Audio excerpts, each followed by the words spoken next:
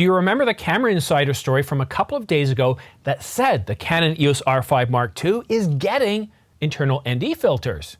And with recent patent filings, this doesn't seem so wild, nor is it so wild that the Canon EOS R1 will also get them. Stick around for all the details after this short break. But first, subscribe to this channel for a chance to win a Canon EOS R5. I'll be giving one away to one lucky subscriber once this channel reaches 100,000 subscribers. Anyone above the age of 18 with a valid mailing address is eligible. Additional terms and conditions are linked in the description down below. 2 days ago, the Camera Insider said that it is now being said that the Canon EOS R5 Mark II will have a built-in ND filter, which is one of the more requested features that people would like to see in Canon EOS R bodies. But many of you had your doubts. I'm calling it. I don't believe that the Canon EOS R5 Mark II will have built-in ND filters. I'm skeptical about the likelihood of an ND filter, while others didn't believe that it would happen for technical reasons like Atom. That's not going to happen with the RF realm. The flange distance is just too short to put an internal ND system between the sensor and the back of the lens. I get it. The Canon EOS R5 Mark II is going to have a relatively small body, similar to that of the Mark I, and putting in internal ND filters with IBIS does pose a bit of a challenge. However, Sony has shown that at least with IBIS and internal ND filters, that it's certainly possible with the Sony Murano released a few days ago for pre-order for $25,000. In fact, it's something that Canon's been working on for some time, and we've got proof.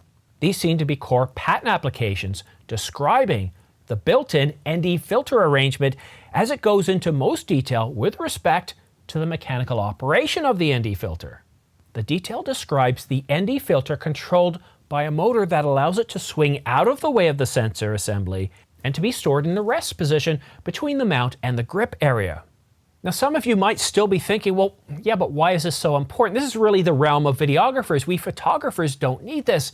And that's simply not true. All you have to do is look at the comments from my last story covering this, and you'll see a lot of photographers saying the same thing because there's one challenge. And if you want to shoot fast, wide open at something like f1.2, f1.4, f2 on a bright sunny day, there's no way you can do that. There's no way you can do that without any sort of ND filter, variable or otherwise. You have to have it there, or otherwise all you're going to get is this, a white screen without any detail.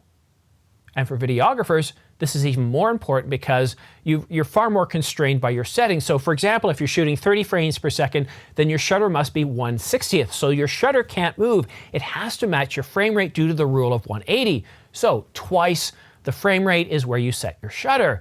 And then your ISO is usually left afloat because you can't possibly respond to it as quick. So what control do you have left then? Well, to control the exposure, you're basically left with the aperture. And that's a problem. So if you want to be able to shoot wide open at f1.2, your exposure saying, not a chance, Simon. In this bright sunny weather, you're an idiot if you think you can do that. You're going to have to shoot at f22, and if you've got it, f29 or f32.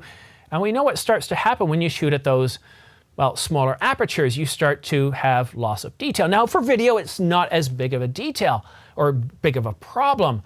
However, as you can see with the falls here, I shot this at f32 with the shutter set to 1/120th.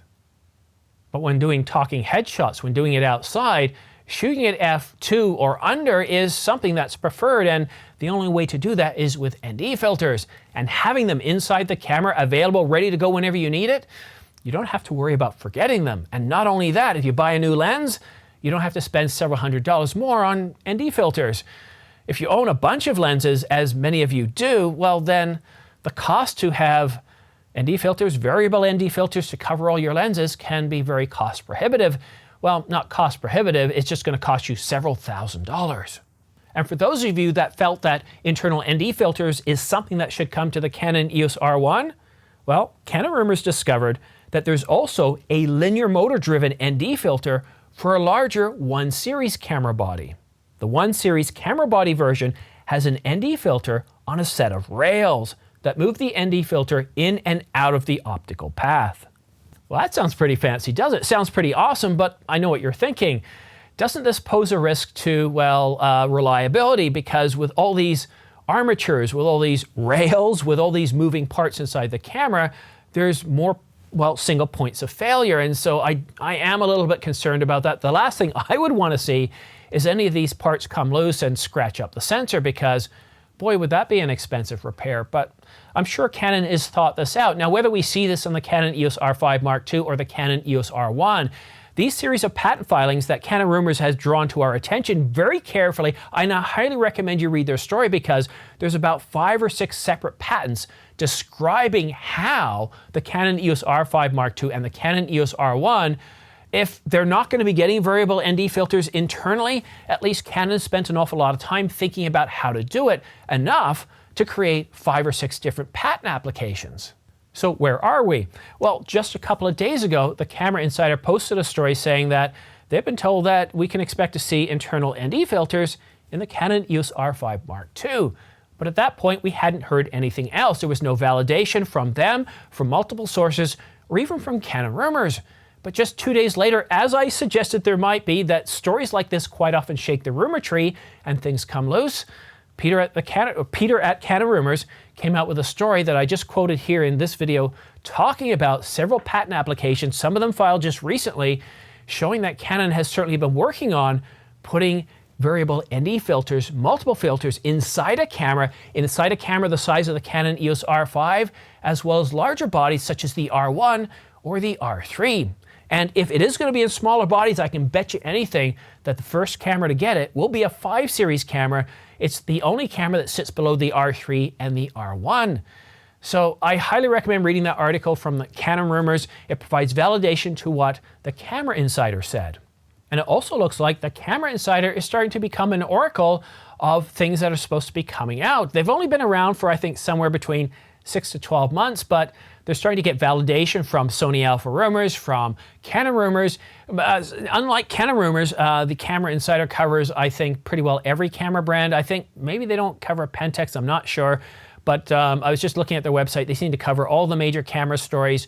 But of course, what we're concerned about is Canon right here. But Canon, the Camera Insider seems to have a pretty good track record of some things. Certain lenses have come out and they've been very quick to publish that just before the announcement. So they seem to have some sort of inside track. I don't know how they're doing it. They're getting more confirmed information leaks than even I'm getting, and I've been around for 4 years.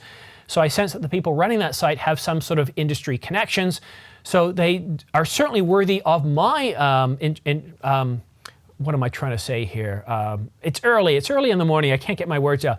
Worthy of my attention to follow them as much as I follow Canon Rumors, Sony Alpha Rumors, Nikon Rumors, and 4/3 Rumors, because you never know where the next bit of information is going to come from. So it looks like the Camera Insider might have the inside track on a few things here as far as variable ND filters, or ND filters, internal ND filters for the R5 Mark II and the Canon EOS R1.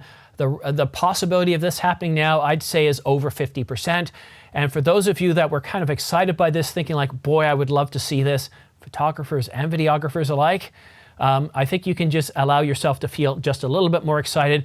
And for you, One Shot, feeling like there's no way this was going to happen, well, now we at least have verifiable evidence that Canon has been working on this to put them inside smaller bodies as well as larger bodies like the Canon EOS R1 that can deal with IBIS, that can deal with dust, that can deal with all those sorts of things. So it's really, really exciting. But that's it for now. Thank you so much for tuning in. Don't forget to subscribe and choose all notifications, as it really does help this channel grow. And for all those minor news stories, all those news stories that aren't quite big enough to have their own separate video, well then go ahead and follow me on X, formerly known as Twitter. And I also put out all sorts of pricing information, such as the recent Build Expo pricing discounts, where the Canon EOS R5 could be purchased for, are you ready for this? $27.95, $27.50, and if you're wondering why I didn't let you know, I did multiple times. I tweeted it out. I also talked about it in various videos. The Canon EOS R3 was $1,000 off. Sony cameras, Panasonic, everything was on sale. Lenses, storage, gimbals, you name it. Just an incredible sale. So if you want to stay up to date on all the latest camera news and rumors, whether it be minor or large, follow me on Twitter, well, formerly known as Twitter. Follow me on X to stay up to date on the latest camera gear news and rumors. And one other thing too is if you're still watching at this point, you like supporting this channel, when you're looking at purchasing camera gear, please use my affiliate links down below because they really do help support this channel. I get anywhere from 2 to 6% back, and that's what's helping me buy the Canon EOS R5 Mark II and the Canon EOS R1. So a big thank you there as well. But that's it for now. Have yourself a great weekend, and we'll see you again soon.